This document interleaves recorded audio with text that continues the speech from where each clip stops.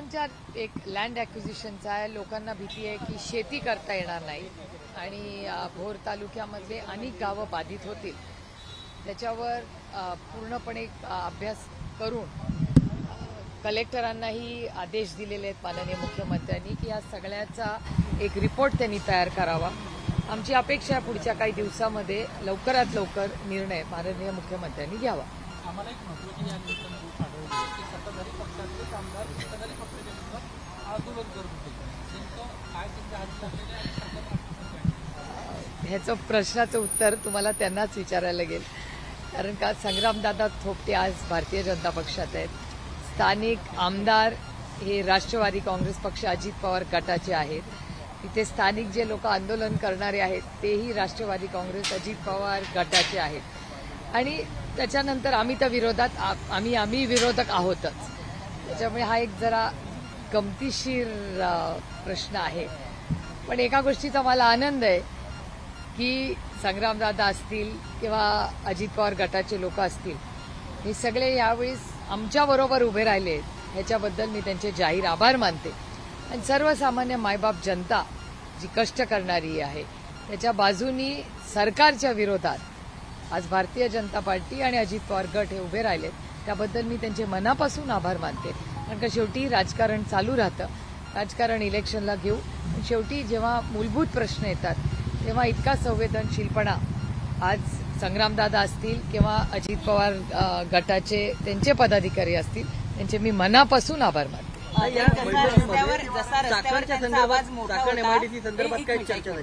जसा आवाज त्यांचा रस्त्यावर होता आंदोलनाच्या दरम्यान तेवढाच आवाज या बैठकीमध्ये होता का? नाही, त्याचा प्रश्नाचं उत्तर तुम्हाला अजित पवार गटाच्या आमदारांना विचारावं लागेल. कारण का आंदोलनात ते काही नव्हते पण त्यांचे काही पदाधिकारी होते. पण आज मीटिंगला ते उपस्थित होते आणि एक सविस्तर चर्चा झाली त्या सगळ्यांची. त्याच्यामुळे बघूया आता माननीय मुख्यमंत्री काय रिपोर्ट देतात. विजय वडेट्टीवार यांनी स्टेटमेंट केलंय त्याबद्दल काय सांगतात? ते म्हणतात की तुमच्याकडे ओबीसी प्रमाणपत्र आहे. अर्थात त्यांनी त्यानंतर कुठेतरी सारवासारव सुरू केली. त्या स्टेटमेंटबद्दल काय सांगतात? अनावधानाने तुमचं नाव घेतलं गेलं असं ते म्हणतात. आता मला असं वाटतं त्यांनी त्याचं क्लॅरिफिकेशन दिलं असेल तर आपण त्या विषयावर पडदा टाकूया. या राज्यासमोर महागाई, बेरोजगारी, भ्रष्टाचाराचे आरोप, खड्डे असे खूप महत्वाचे विषय आहेत. आणि माझी अतिशय विनम्र विनंती आहे की हे खूप सेन्सिटिव्ह इश्यूज असतात. त्यामुळे कोणीही अशा बाबतीत थोडं संवेदनशीलपणे बोलावं आणि अशा घटना परत होणार नाही अशी खबरदारी सगळ्यांनीच घ्यावी. 3 आठवड्यांपूर्वी पवारांची जी सून आहे त्यांनी गुंगी गुडिया म्हटलं होतं काँग्रेसने आणि आज पवारांच्या लेकीच्या सर्टिफिकेटचा मुद्दा ते काढतायत. जाणीवपूर्वक महिला ज्या आहेत त्यांना टार्गेट काँग्रेस करताय हे दुर्दैवी वाटतं का तुम्हाला? माझ्यावर जी टीका झाली ती का मी महिला म्हणून वगैरे काही बघत नाही. माझ्याबद्दल कारण का मी एक लोकप्रतिनिधी आहे आणि त्याला काही जेंडर नसतो. आम्ही पुरुष आणि महिला सगळ्यांची सेवा करण्यासाठी मला मतदान झालेलं आहे आणि जेवढ्या महिलांनी मतदान केलंय तेवढ्या पुरुषांनीही मला मतदान केलं आणि एक लोकप्रतिनिधीला माझ्या बाबतीत तरी मी हे फक्त माझ्या बाबतीत बोलते. प्लीज आय रिपीट मी हे फक्त माझ्या बाबतीत बोलते की मी स्वतःला एक महिला खासदार म्हणून बघत नाही. मी स्वतःला एक खासदार म्हणून बघते. कारण का माझा जेंडर नाही. माझ्यावर एक जबाबदारी आज महाराष्ट्र बारामती लोकसभा मतदारसंघाच्या मायबाप जनतेने टाकलेली आहे आणि ती निष्ठेने पूर्ण करायचा प्रयत्न मी करते. आणि जो काही खोटा आरोप माझ्यावर झाला त्याच्यावर स्पष्टीकरण काँग्रेस पक्षाकडून आले तर मला हा विषय वाढवायचा नाही. चाकण एमआयडीसी बाबत काय चर्चा झाली का या बैठकीमध्ये? कारण खूप चाकण एमआयडीसी बाबत जो काही मुद्दा उपस्थित झाला होता हा फक्त भोर तालुक्याच्या भोंगोली गावाच्या सीमितच आजची चर्चा होती. काल चाकणवर काल चर्चा झाली. एक minute, one at a time यार.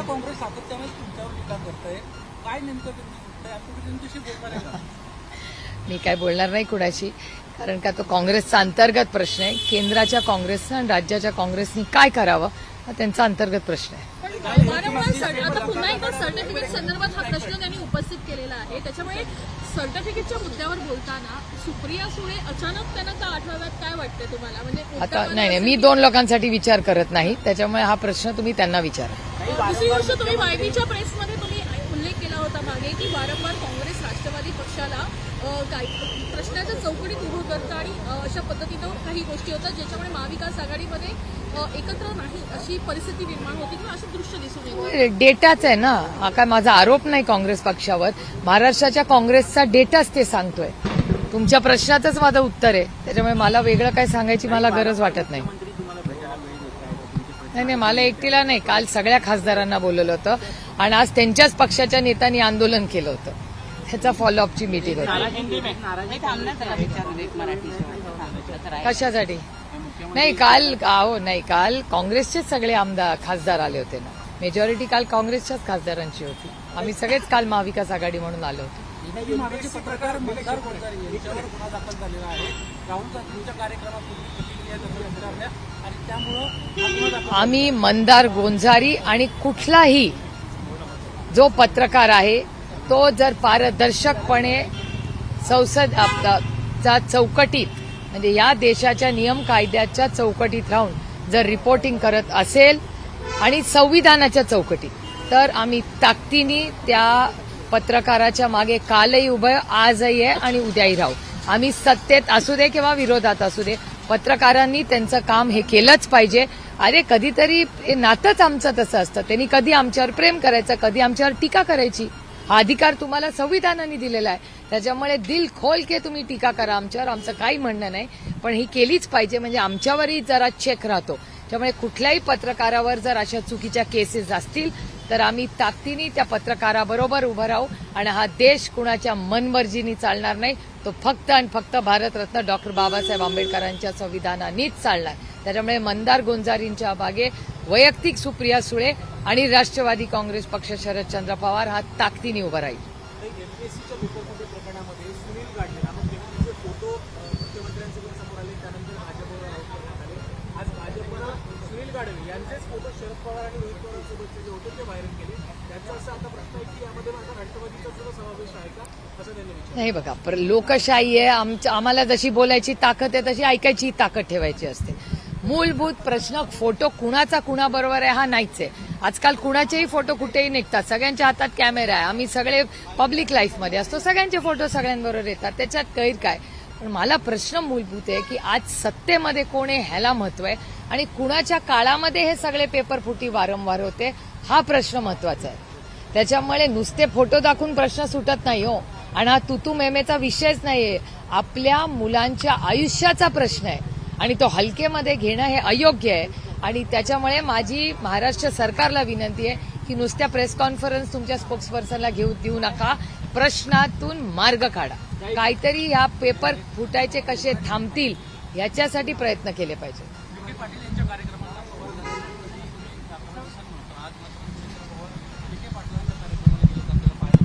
ही लोकशाही आहे. कोणी काय करायचा त्यांचा वैयक्तिक प्रश्न आहे. कई मुख्यमंत्री से आप आज मुलाकात की है, किस विषय को लेकर बातचीत में बताएं? मेरे निर्वाचन क्षेत्र से जहां मैं लोक प्रतिनिधि और सांसद हूं वहां एक प्रोजेक्ट है भोर तालुका जो उसमें वहां भूंगोली नाव का एक गांव है. वहां एक आंदोलन रविवार को हुआ था. उसका फॉलोअप करने के लिए हम सब आए थे. नेपाल में जो त्रासदी हुई थी इससे आप सब अवगत हैं. महाराष्ट्र की भी कई जो है पर्यटक फंसे हुए हैं. क्या कुछ बातचीत चल रही है? मिनिस्ट्री ऑफ एक्सटर्नल अफेयर्स से हम लगातार बात कर रहे हैं. महाराष्ट्र सरकार भी बात कर रही है. तो मेरे ख्याल से इस मामले में ज्यादा से ज्यादा जो भी कोई भारतीय वहां फंसे हैं, हमारे सबके लोग हैं वो भारतीय ही और उनकी सुरक्षितता ये हमारी जिम्मेदारी है. और हम सब ने मिलकर प्रयत्न करना चाहिए कि वो जल्द से जल्द आए. पेपर लीक को लेकर केंद्रीय स्तर पर एक कानून बनता है. उसके तुरंत बाद ही महाराष्ट्र में एमपीएससी ड्रग इंस्पेक्टर का पेपर लीक होता है. आरोप ये किया जा रहा है कि जिस तरीके से कार्रवाई की जानी चाहिए उस तरीके से पुलिस कार्रवाई करते हुए नहीं दिखाई दे रही है. मेरे ख्याल से ये बच्चों के करियर का सवाल है. और कोई जो केंद्र की सरकार है या महाराष्ट्र की सरकार है ये बहुत हल्के से ये इशू ले रही है. मेरे ख्याल से अगर इसमें कोई निर्णय ठोस न हो और ये रुक नहीं पाए तो हम सबको रास्ते पे उतर के आंदोलन करना पड़ेगा. एक सवाल ये है समय रैना को लेकर कि महाराष्ट्र पुलिस समन भेजती है और सम्मान करती है. समन से सम्मान तक का ये जो सफर है समय रैना का, आपको किस तरीके से देखती है? जो पुलिस समन भेजती है और वही उसी राज्य के मुख्यमंत्री सम्मान करते हैं. महाराष्ट्र की पुलिस एक बहुत अच्छी और उम्दा पुलिस है, लेकिन उसके पीछे की जो अदृश्य शक्ति है, ये जो इश्यू है वो पुलिस का नहीं है, वो उसके पीछे वाली अदृश्य शक्ति का है. थँक्यू. एक मराठीत राहिलं, मराठीत नेपाळ राहिलेलं आहे. गणेशोत्सव मनाने की तैयारी शुरू है परेड में हो टेंशन बढ़ते नजर आ रहे हैं. मेरे ख्याल से ये बहुत अच्छा एक फेस्टिवल होता है. हम सब बड़ी खुशी खुशी से उसको मनाते हैं. मेरी सबको विनती है और महाराष्ट्र सरकार को विनती है कि आप सबको आह्वान करें कि हम साथ मिलजुल के आज देख रहे देश के सामने भ्रष्टाचार हो, महंगाई हो, इसमें सब फंसे हुए. तो इस माहौल में ये जो भी सेलिब्रेशन्स हो वो खुशी खुशी और प्यार से और आदर से हो. नेपाळमध्ये जो पूर आलेला त्याच्यामध्ये अनेक भारतीय पर्यटक, महाराष्ट्रातले पण अनेक पर्यटक जे ते अडकलेले आहेत, त्यांचा काही पत्ता लागत नाही, काही अडकले, काहींचा पत्ता लागत नाहीये. या संदर्भात शासनानं काय करणं अपेक्षित नाही, मला असं वाटतं हा खूप गंभीर विषय. आम्ही सगळेच मिनिस्ट्री ऑफ एक्सटर्नल अफेअर्सच्या कॉन्टॅक्टमध्ये आहोत. जी काय नावं माहिती आमच्याकडे सगळ्यांकडे येते ती आम्ही सगळेच वारंवार त्यांना पाठवतोय. आपला सगळ्यांचाच प्रयत्न, हा काही राजकीय विषय नाही, पण आपण सगळ्यांनीच मिळून जास्तीत जास्त लोक परत कसे सुरक्षित आणि लवकर आणता येतील याच्यासाठी सगळ्यांनी प्रयत्न केले पाहिजे. दादांची मागच्या काही दिवसांपासून सातत्याने काँग्रेससोबतची जोडीता जी आहे ती वाढवून दिसते. एकीकडे काँग्रेस पक्षाच्या राष्ट्रीय कार्याध्यक्ष यांच्यावर टीका करते, तर दुसरीकडे एक महत्वाचे आमदार हे काँग्रेससोबत सातत्याने निवडून जाताना आपल्याला. पण काँग्रेसचे संबंधच, काँग्रेस पक्षाला पार्लमेंटमध्ये गेल्या 12 वर्षात सगळ्यात जास्त मी डिफेंड केलंय. मग माझी जवळीक तुम्हाला का नाही दिसत? तुम्हाला सिलेक्टिव्ह ॲम्निशिया व्हायला लागला भारतीय जनता पक्षासारखा. ताई मुंबईमध्ये गणेशोत्सव आनंदानं साजरा केला जातो, मात्र काल रात्री आपण बघतो की धार्मिक तेढ जी आहे ती निर्माण झालेली बघायला मिळाली. काय एकूणच सांगाल? माझी हात जोडून सगळ्यांनाच विनंती आहे की हा खूप एक महत्वाचा, प्रत्येक सण हा प्रत्येकासाठी महत्वाचा असतो. त्याचा मान सन्मान आपण केला पाहिजे.